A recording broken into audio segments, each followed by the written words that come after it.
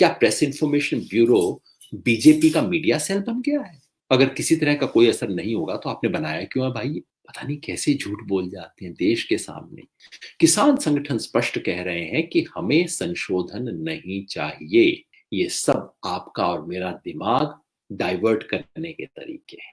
हर किसान परिवार से एक व्यक्ति दिल्ली आए, इसमें सरकार की तरफ से एक नहीं न जाने कितने झूठ बोले गए। इस तरह के भ्रम में हम ना फंसे, हमारा ध्यान वहीं रहे जहां होना चाहिए। क्या प्रेस इंफॉर्मेशन ब्यूरो बीजेपी का मीडिया सेल बन गया है? क्या बीजेपी ने अपना चुनाव इन 3 कृषि कानूनों के मुद्दे पर लड़ा था?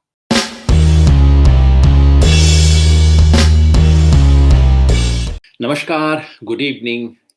आजकल हर रोज एक स्पेशल ब्रॉडकास्ट करना पड़ता है फेसबुक लाइव पे, इसलिए क्योंकि हर रोज कुछ ना कुछ घटना होती है या ऐसा महसूस होता है कि कोई घटना हो रही है। जैसे आज मंत्रियों की प्रेस कॉन्फ्रेंस, दोपहर को पता लगा कि कृषि मंत्री और फूड एंड सिविल सप्लाईज के मंत्री पीयूष गोयल और कृषि मंत्री नरेंद्र तोमर, वो दोनों एक प्रेस कॉन्फ्रेंस करने वाले हैं 4 बजे। अब जाहिर है सारे देश का ध्यान उसके ऊपर आया। कहा गया कि नहीं, इसको ध्यान से सुनिए। मैंने भी काम छोड़ के ध्यान से सुना। सब लोग सोच रहे थे कि सरकार कुछ आगे बढ़ेगी। 5 तारीख को किसानों से वार्ता हुई। उसके बाद ऐसा लगा, जब कहा कि 9 तारीख को अगला राउंड होगा, तो देश को लगा सरकार आगे बढ़ेगी। 8 तारीख को भारत बंद हुआ। उसके बाद शाम को अमित शाह ने बुलाया किसान नेताओं को, लगा कि वो कोई नई बात करेंगे। 10 तारीख को उनकी तरफ से 9 तारीख को उनकी तरफ से लिखित प्रस्ताव आए, जो इसके बारे में कल मैंने चर्चा की थी। कल जब प्रस्ताव आए, ये जो प्रस्ताव आए, इस पे चर्चा हुई, तब लगा कोई नई बात आएगी। 5 तारीख को सरकार ने वही कहा। उसके बाद जब गृह मंत्री से बात हुई, उन्होंने उसी बात को दोहराया। 9 तारीख को लिखित प्रस्ताव में उन्हीं बातों को लिख के दे दिया गया। और आज की प्रेस कॉन्फ्रेंस में ऐसा लगता था मंत्री अब 1-2 कदम आगे जाएंगे, क्योंकि उनके लिखित प्रस्ताव को किसानों ने खारिज कर दिया कल। अब सवाल था मंत्री क्या कहेंगे। सच कहूं तो आज पूरी 1 घंटे की प्रेस कॉन्फ्रेंस सुनने के बाद मुझे पता ही नहीं लगा कि वो प्रेस कॉन्फ्रेंस हुई क्यों थी। क्या कोई उसमें नई घोषणा थी? बिल्कुल नहीं। क्या सरकार ने अपना कोई भी एटीट्यूड, कोई भी चीज बदली? बिल्कुल नहीं। क्या सरकार की तरफ से कोई नया प्रस्ताव आया? बिल्कुल नहीं। क्या सरकार की तरफ से कुछ नेक्स्ट राउंड की घोषणा हुई? बिल्कुल नहीं। तो फिर प्रेस कॉन्फ्रेंस में हुआ क्या? जो लोग टीवी जानते हैं वो कहते हैं ये फुटेज खाने के लिए होती है ऐसी प्रेस कॉन्फ्रेंस। यानी कि ये प्रेस कॉन्फ्रेंस इसलिए की जाती है क्योंकि प्रेस कॉन्फ्रेंस की जा रही है, क्योंकि इसकी टीवी पे रिपोर्टिंग होगी, क्योंकि इसके बाद लगेगा कि हाँ, सरकार कुछ बहुत व्यस्त है करने में, सरकार बहुत चिंतित है, सरकार जुटी हुई है, सरकार लगी हुई है, क्योंकि प्रेस कॉन्फ्रेंस हुई है। इसमें सरकार की तरफ से एक नहीं न जाने कितने झूठ बोले गए, हल्के हल्के में चला दिए। नरेंद्र तोमर जी जरा सॉफ्ट इंसान है, बोलने में बहुत एग्रेसिव नहीं बोलते हैं, तो उन्होंने बहुत हल्के से सरकाए झूठ। पीयूष गोयल जी शर्मो लिहाज से थोड़ा ऊपर रहते हैं, इसलिए उन्होंने अपने तरीके से कुछ बिल्कुल बेशर्मी से कुछ झूठ चलाए। पर सबसे पहली चीज आप सोचिए, कुछ उसे 5-7 बातें शेयर करने के लिए आज ये बातचीत मैं कर रहा हूं, ताकि इस तरह के भ्रम में हम ना फंसे, हमारा ध्यान वहीं रहे जहां होना चाहिए।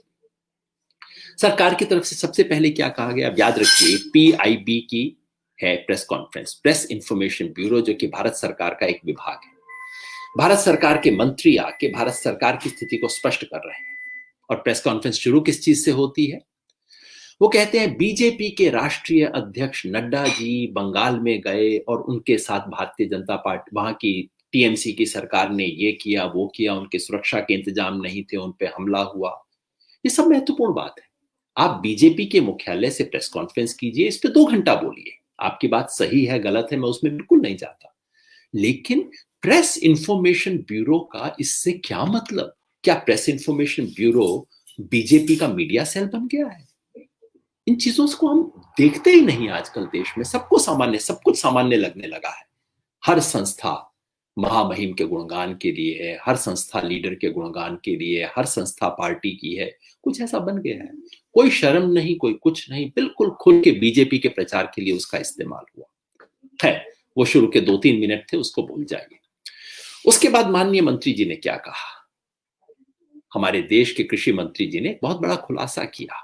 उन्होंने बताया कि महामारी के दौरान कोविड था देश के अंदर, देश में तमाम तरह की समस्याएं थी, उसके बावजूद माननीय नरेंद्र मोदी जी की दूरदर्शिता की वजह से किसान अच्छा उत्पादन कर पाए। मैं तो अब तक ये सोच रहा था किसान अपनी मेहनत से उत्पादन कर पाए। लॉकडाउन था, फिर भी चुपचाप से वो अपने चला जाता था, खेत में मेहनत करता था। मंडियों में जा नहीं सकते थे, किसी तरह मंडियों में पहुंचाया, कईयों ने अपनी सब्जी फल फेंकी। लेकिन आज मंत्री जी ने ज्ञान क्या दिया? माननीय नरेंद्र मोदी जी की दूरदर्शिता के कारण किसान ऐसा कर पा रहा था। मैं अपने गांव में जाके बताऊंगा, भाई तुम नहीं कर रहे थे, उनकी दूरदर्शिता के कारण कर रहे थे। पता लग गया अब आपको? पता नहीं क्या तर्क है इसके पीछे। उन्होंने ये भी सूचना दी कि जैसा कि आप जानते हैं, इन 3 कृषि कानूनों का देश भर में स्वागत हुआ है। पता नहीं था आपको? इस पत्रकारों को नहीं पता लगा, पूरे देश को नहीं पता लगा, लेकिन देखिए स्वागत हो गया। बिल्कुल इतने सहज भाव से बोल दिया। मतलब मैं सोचता हूं कि कितनी क्षमता होगी, इतने सहज तरीके से इतना बड़ा झूठ सिंपली सरका दिया। देश में इसका स्वागत हुआ है। पीयूष गोयल जी ने इसके अंदर अपना, अंग्रेजी में बोलते हैं, अंग्रेजी में बोलते ही थोड़ा सा अहंकार बढ़ जाता है इंसान का, तो उन्होंने कहा कि देखिए, राजस्थान के चुनाव नतीजों से बिल्कुल जाहिर है, ये बात प्रकाश जावड़ेकर जी ने कल कही, राजस्थान के पंचायत चुनाव से एकदम जाहिर है कि किसान इन तीनों कानून के पक्ष में है। अब इसमें कोई शक नहीं कि राजस्थान में बीजेपी जीती, कांग्रेस हारी। इसमें कोई शक नहीं कि वोट देने वाले अधिकांश किसान रहे ही होंगे। इसमें कोई शक नहीं कि ये केवल स्थानीय पंच सरपंच की हार जीत नहीं है, इसके पीछे कांग्रेस की हार है, बीजेपी की जीत है। इसमें कोई संदेह नहीं कि कहीं ना कहीं ये अशोक गहलोत जी की सरकार के ऊपर एक प्रश्न चिन्ह लगाता है। लेकिन भाई, इसका 3 कृषि कानूनों से क्या मतलब है? क्या बीजेपी ने अपना चुनाव इन 3 कृषि कानूनों के मुद्दे पर लड़ा था? आपने देखा, अगर राजस्थान में किसी कैंडिडेट ने कहा हो कि मुझे इन 3 किसान कानूनों पर वोट दो, या कांग्रेस ने कैंपेन चलाया हो कि ये 3 किसान कानून सबसे इंपॉर्टेंट मुद्दा है, इसके पक्ष विपक्ष पे चुनाव लड़ा जाएगा, जो चीज मुद्दा नहीं है उसको कैसे उठाया जा रहा है, उससे कैसे निष्कर्ष निकाले जा रहे हैं? मंत्री जी ने कई और बातें कही। उन्होंने ये कहा कि इस कानूनों की संवैधानिकता पे सवाल उठाए गए, लेकिन ये कानून हम जो समवर्ती सूची का ट्रेड का विषय है उसमें कर रहे हैं। अभी थोड़ा सा बारीक पेच है, 1 मिनट में समझाऊंगा, ज्यादा समय नहीं लगाऊंगा।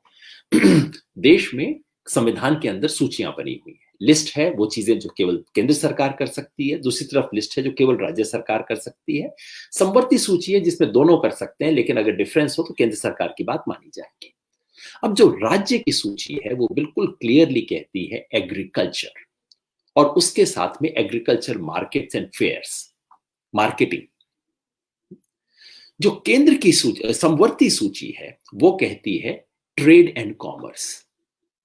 अब बड़ी सामान्य बात है, किसान जब अपनी फसल स्थानीय बाजार में बेचने जाता है वो मार्केटिंग है। जब उस फसल को वहां का स्थानीय व्यापारी जाके दूर दूसरे प्रदेश में बेचता है, किसी और बड़ी मंडी में बेचता है, वो ट्रेड एंड कॉमर्स है। तो एपीएमसी मंडी के अंदर जो हो रहा है वो मार्केटिंग है, नाम ही उसका मार्केटिंग है। उसको ट्रेड में कैसे कर सकते हैं?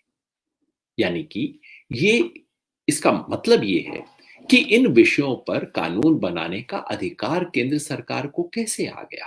ये सवाल बार बार किसानों ने पूछा है, इसका अब तक कोई जवाब नहीं दिया गया।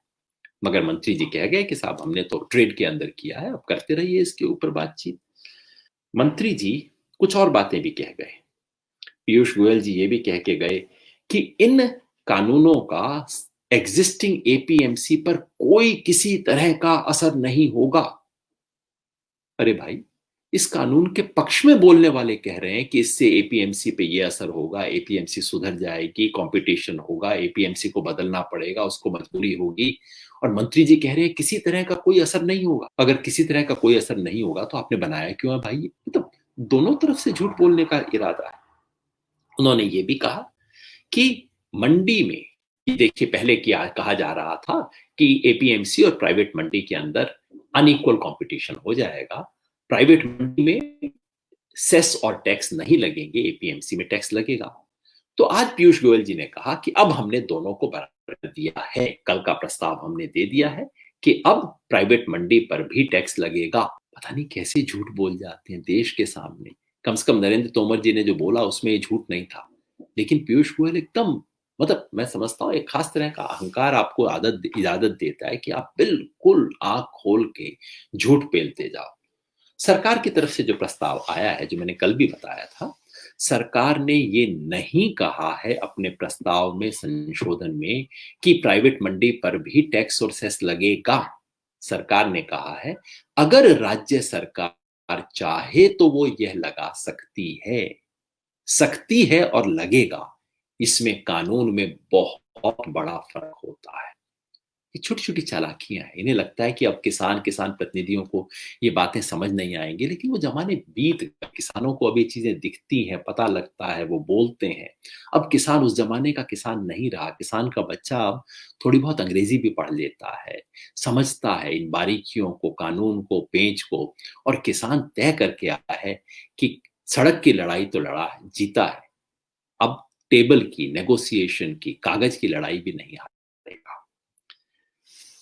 तमाम बातें करने के बाद मंत्री जी ने कहा कि देखिए, हम तो बातचीत के लिए तैयार हैं, अब इनकी तरफ से कोई प्रस्ताव आए तो बताएं। और उन्होंने कहा कि देखिए हम क्या करें, इनकी तरफ से, किसान यूनियन की तरफ से कोई प्रस्ताव नहीं आया, हमें ही इनकी बातों में से कुछ बिंदु निकालने पड़े। झूठ है। फिर झूठ इसलिए है कि आज से 1 महीना पहले जब पंजाब के किसान अपनी अंतिम वार्ता के लिए दिल्ली आए थे, उस वक्त बलबीर सिंह राजेवाल जी ने एक लिखित नोट सरकार को दिया था अपनी ऑब्जेक्शंस बताते हुए। 3 तारीख को जब दिल्ली में चर्चा हुई तो किसान संगठनों की तरफ से सिलसिलेवार तरीके से कोई 30 बिंदु बताए गए थे जिसके बारे में ऐतराज है। वो कहते हैं आपने संशोधन का प्रस्ताव नहीं दिया। अरे भाई कैसे दे दें, हम तो संशोधन चाहते नहीं है, हम क्यों संशोधन का प्रस्ताव दें। किसान संगठन स्पष्ट कह रहे हैं कि हमें संशोधन नहीं चाहिए। अगर मुझे घर में पानी की टंकी बनवानी हो और कोई सेप्टिक टैंक बना के मुझे दे दे और फिर कहे कि अच्छा अच्छा दिक्कत है, चलो मैं इसमें ऐसा करता हूँ, बीच की दीवार थोड़ा हटा देता हूँ, इसको ये कर देता हूँ, बदल देता हूँ, आप क्या कहेंगे भैया? सेप्टिक टैंक में चेंजेस करके वो पानी की टंकी नहीं बनेगी। मुझे पानी की टंकी चाहिए। यही बात किसान कह रहा है। इन तीनों कानूनों में अमेंडमेंट, थोड़ा सा ये, थोड़ी ठोक पीट, थोड़ी मरम्मत करके बदल काम नहीं बनेगा। हमें इन तीनों कानूनों का इरादा पसंद नहीं है, इनका डिजाइन पसंद नहीं है, इसलिए अब इसमें संशोधन करने से काम नहीं चलेगा। किसान संशोधन नहीं चाहते, हम संशोधन का प्रस्ताव क्यों रखें? फिर मंत्री जी मासूमियत से कहते हैं कि हम तो तैयार हैं इनसे बातचीत करने के लिए। अब इन्हीं से मैं अनुरोध करता हूं कि आप आइए, बताइए, वार्ता दोबारा हम शुरू करते हैं। यही खेल था, इसी तरह से खेल खेले जाते हैं। आज की प्रेस कॉन्फ्रेंस का उद्देश्य था इस चर्चा को आगे बढ़ाना नहीं, कोई नई बात देना नहीं, बातचीत को सुलझाने की दिशा में बढ़ना नहीं, ये इंप्रेशन क्रिएट करना कि अब गेंद जो है वो किसानों के पाले में है, उन्हें कुछ करना है। सरकार पूरी तरह से प्रतिबद्ध है, कुछ करना चाहती है, पर देखिए ना, ये किसान है, कुछ कर नहीं रहे हैं, अब आप ही बताइए हम क्या करें। ये परसेप्शन मैनेजमेंट के खेल हैं। आप ये मत समझिए कि मासूमियत से खेले जा रहे हैं। इन खेल के पीछे डिजाइन करने वाले मैनेजर होते हैं, कम्युनिकेशन एडवाइजर्स होते हैं, जो जुमले तय करते हैं, नेताजी क्या पहन के क्या बात करके ये तय करते हैं ताकि एक इंप्रेशन क्रिएट किया जा सके। ये सब आपका और मेरा दिमाग डाइवर्ट करने के तरीके हैं। और ये फेसबुक पे आपसे बात करना सिर्फ इसीलिए जरूरी है ताकि हम इस फंदे में ना फंसे। हम अपना ध्यान मुख्य चीज पे रखें। आंदोलन आगे बढ़ेगा, आंदोलन को तेज करना है। हर किसान परिवार से एक व्यक्ति दिल्ली आए, ये मेरी व्यक्तिगत अनुरोध है। एक व्यक्ति को स्पेयर कीजिए, किसान एक व्यक्ति को भेजिए। 12 तारीख को पूरे देश में जो टोल है उनको टोल फ्री कर दिया जाएगा। 12 तारीख को राजस्थान के किसान भी आ रहे हैं, उनके साथ भी जुड़िए।